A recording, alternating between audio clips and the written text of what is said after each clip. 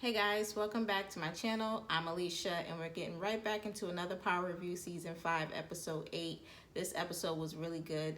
We got into, a lot of different things, and one of our main characters has passed away. Rest in peace to 50 Cent, aka Kanan. I had a feeling that he was going to go this episode, and here it is. I actually thought that Tariq was going to kill somebody, but he kind of did, but not intentionally, but it happened. But this episode was pretty good. Angela and Tasha and Ghost are at her house. And, Ghost is basically talking about he's going to take the rap. And, Angela starts giving him this mock interrogation. And he just can't answer the questions. He's like, damn, give me a minute and I can answer your questions. But that just goes to show you that he ain't really prepared for anything like that right now. So he leaves. He says he's going to figure out how he's going to frame Dre. And Tasha ends up suggesting Kanan to Angela when he leaves. And I thought that was a good play because, Kanan, right, we know Kanan is really like up to no good. He's trying to knock, them out the way when it comes to taking their deal with Jason. And then also, he wants Tommy and Ghost to end up killing each other. So he has to go. And Tasha was pretty smart with suggesting that. What else happened? Ghost tries to find a way to link Dre to Ray Ray's killing. And he talks to Tommy. And Tommy says that he saw them talking. I remember they were outside talking, and Tommy was watching, and Ghost says he's gonna try to see if he can,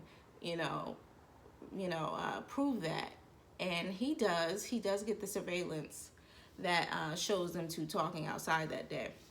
So he got his link, and during their conversation, Jason texts Tommy back, and Ghost, is like, who's that? And he's like, Jason, and he's just like, how's that Jason? So, Ghost gets to find out that Jason is still alive. So him and Dre got issues. Also, Tariq and Kanan, they continue to hang out. Not feeling that at all. But he meets up with him. He gives him a whole bunch of drugs. I think some Xanax. And, tries to get Tariq to, get to work on that. But he takes him on a little test run that where he had him go out on the street and just get off a couple, and he ends up giving back a fake 20. So Kanan's just like, nigga, you making me lose money.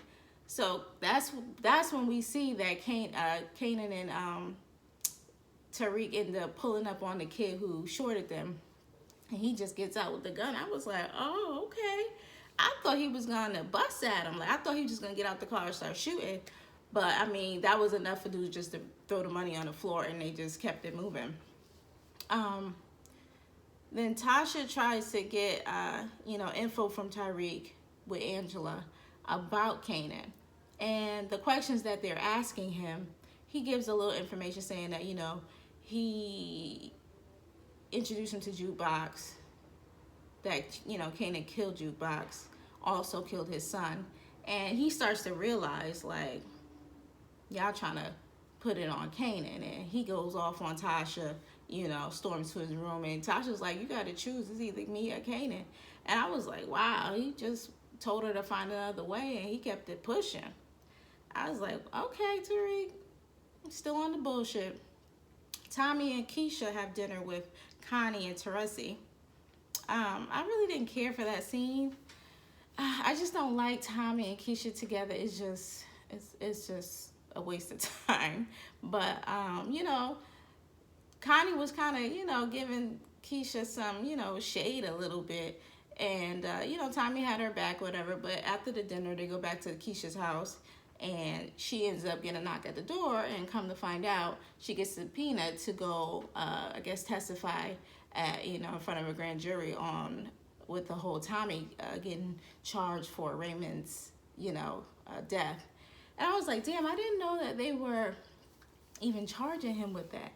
But okay, but Keisha, she's just whack. Like, she goes into this whole thing, and Tommy is just like, yo, you gotta do this for the family. And she like, please.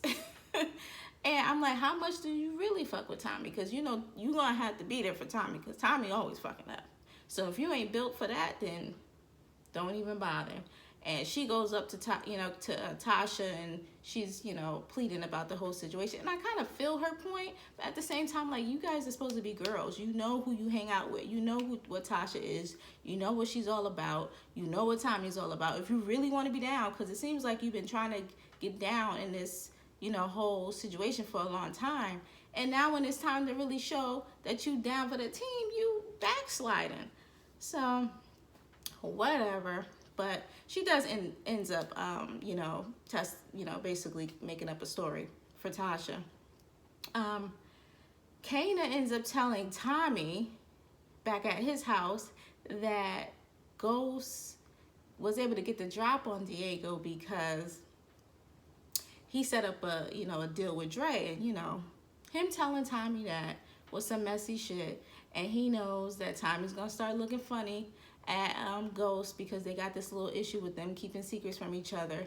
But he doesn't tell him about Jason, that in exchange he will kill Jason. Of course not, because he needs Jason so he can be his connect or whatever. And then what else? Ghost also tells Tommy that he can't tell Kanan about the plan to kill, who was it? It was something that Ghost had told Tommy that Kanan couldn't know about, but I forgot.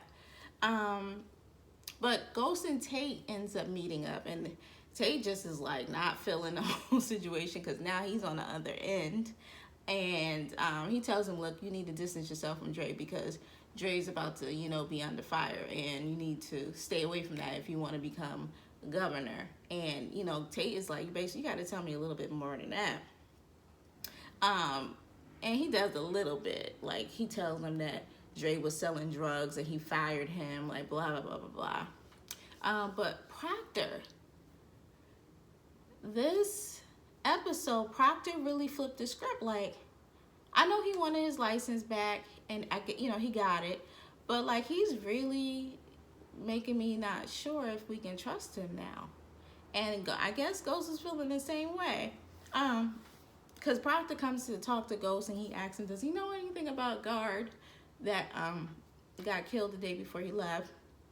And Ghost is like paying him no attention, but he's paying him attention. And then he asks him, well, what would happen if I turned myself in for something I didn't commit? And they just have this like weird exchange. And that's when like I knew for sure like they don't trust each other no more. And that's going to be a problem. What else? Ghost ends up meeting with Dre. And Dre and Ghost had this little conversation about, him supposed to be killing Diego, which he did. And he's like, you owe me a body or whatever. And Dre gets up in his face and starts talking cash shit. So I was like, see, here we go again. Here we go again. But he also says that, Kanan's the one who actually killed Diego, not you. And he basically kind of put that bug in his ear, like maybe your boy Kanan is the reason why Jason, ain't dead yet, because he was gone by the time I got there. But Proctor also, he meets with his cousin. I think his cousin's name is Sammy. And he has a recording from that guy that Tommy killed in his house. And I'm like, damn, Proctor, you really held on to that? And he's like, I need that for insurance. So I'm like, okay. I don't really think that Ghost would go that far to kill him. He would if he had to. But, they do have a good relationship. And but he's like, no, I need this for insurance, and he doesn't really know if he can trust them. And I was just like, oh god, this is just about to get crazy. Like, the way this is unfolding with Proctor, I'm not feeling it at all. Proctor also ends up going back to Knox and Mock, and it basically tells him that Angela is the one that helping out Ghost and Tommy. So I'm just like, okay, whatever, Proctor. We'll see where that goes. But the big deal in this whole episode was Kanan and Tariq. So Kanan and Tariq, they riding together. They get pulled over by the cops.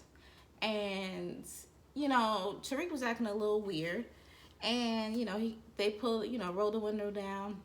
He gives him his license. And, the cop was like asking Tariq, are you okay? He's like, I'm okay. And I didn't understand what was about to happen. And then you see Ghost and Tasha at the house, and she's like, telling him that the gun is gone and that it's with Tariq, and Tariq is with Kanan. He's just like, really? He flips out on Tasha. And I was just like, what? And then at the same time, the situation is unfolding with Kanan and this cop. So basically, they check the trunk, and the gun's in the trunk. And I'm like, damn. But at the same time, I was like, how is Tariq gonna slide out of this? Like, is he gonna lie? I don't know. But anyway, they both get on a hooded on the car, and the cops ask Tariq, is he being held against his will? And he says yes. I was like, okay, finally does what he's supposed to do for the family. And Kanan was just like, wow, just take the kid, yo. Just take the kid.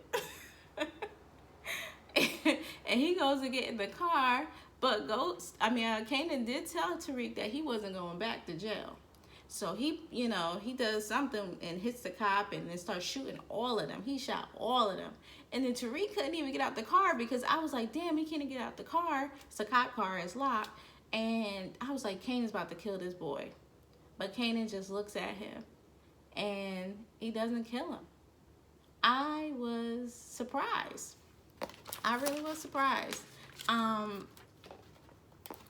He must have really liked Tariq. I think he did like Tariq a little bit more than his actual son. So, I kind of felt bad for him in that moment. But then, Kanan pulls off. He drives the other cop car, and he stops at that tree or pole or whatever it was. And he just, lumps over, and it's a wrap. No more 50 Cent. But I think it was time. It definitely was time for a main character to die. Because Kanan was supposed to die in that fire, but, that didn't happen. So, he's gone. Rest in peace. I wonder if he's going to be promoting power he usually do now that, he's not on there anymore. Hopefully he does, What else? So they leave. So Tariq, ends up going back to the police station. Blanca's there. She questions Tasha and Tariq. Keisha comes down there, gives her statement, and everyone's on one accord. And I'm like, because I was tired of this whole Ray shit. I think we're good with the whole Ray situation now. I think it's over. And Angela got her little, revenge. She went and handed all the files back to Blanca, yeah, this is below my pay grade. I was like, okay, Angela. And she walks away with a little smirk on her face. What else? And also Dre. So while that's happening, Dre gets to the club, and Quinn and Cristobal is there, I think, and they have the head of Diego in the freezer, I think that was, and the cops rush in. So I was like, damn, this was a great episode. So thanks for watching, and I'll see you guys next week.